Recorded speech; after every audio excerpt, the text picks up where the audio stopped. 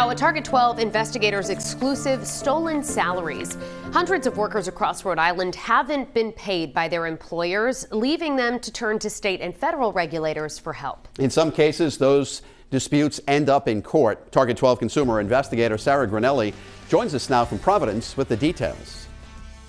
Wang Lin worked here at Ayame Hibachi in Providence as a chef, but the restaurant has since closed, and his lawyer argues he's now owed thousands of dollars.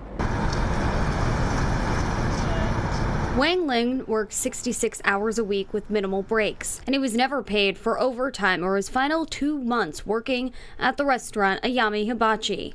That's according to a federal lawsuit filed in U.S. District Court. After December of 2021, he was not paid anything, even though he was promised $4,200 a month. Attorney Tiffany Troy is representing Lin, who sued the company in December of 2022, accusing the owners and managers of knowingly violating federal and state labor laws. She says he deserves the thousands of dollars that is owed to him. It's worth a lot more to him in terms of the amount that he earned from his hard work. Just last year, the federal government's Wage and Hour Division took action against 41 employers in Rhode Island. More than $300,000 were recovered for more than 200 workers. Being robbed of a paycheck is being robbed of one's dignity.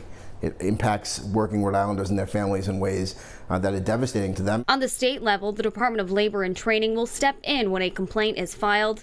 DLT Director Matt Weldon says his office makes it a priority to investigate every claim that comes in. Over the past 3 years, more than 500 people had their wages illegally held by employers, according to the DLT.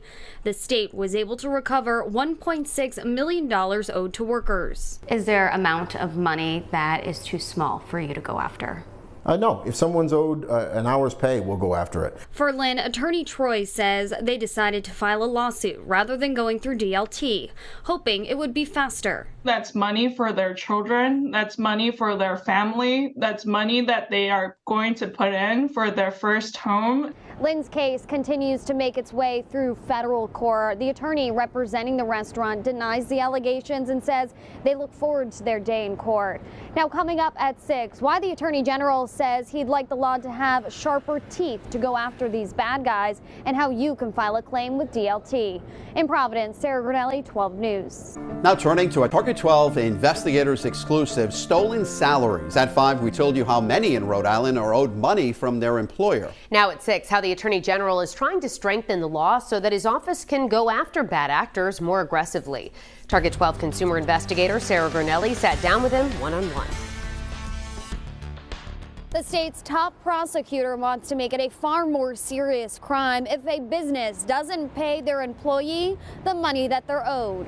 For an employee looking for back wages, they have 2 options. First, they can take their employer straight to federal court, like Wang Lin, who's suing a Providence restaurant for 2 months of back pay. The owner disputes those allegations. The benefit to federal court actions is usually it takes shorter to prosecute from the beginning of the case to the end of the case. Usually the timeline is like 1 year or 1 year and a half. The second option is going through the state level, which begins with a complaint to the Department of Labor and Training to investigate the claim. We're trying to be fair to serve everyone well. When we enforce this fairly, when we get all the information that we need, we're protecting the worker, but also law-abiding businesses. Before someone decides to file a claim, is there any steps that they should take first with their employer? I would say document everything. I've told people for a long time, write down the hours that you work. For hourly employees, keep a schedule. Even if your employer doesn't provide you with a written schedule, keep your own. Still, the process can take time, and disputes can end up in court anyway. Attorney General Peter Nerona wants his office to get involved sooner. He's proposing legislation to elevate some wage theft from a misdemeanor to a felony. In Rhode Island, if I steal $10,000 of your wages, it's always a misdemeanor. Always. If I steal your refrigerator and it's worth over $1,000, it's a felony. If you feel like you're owed money, this is DLT's non-payment of wages complaint form.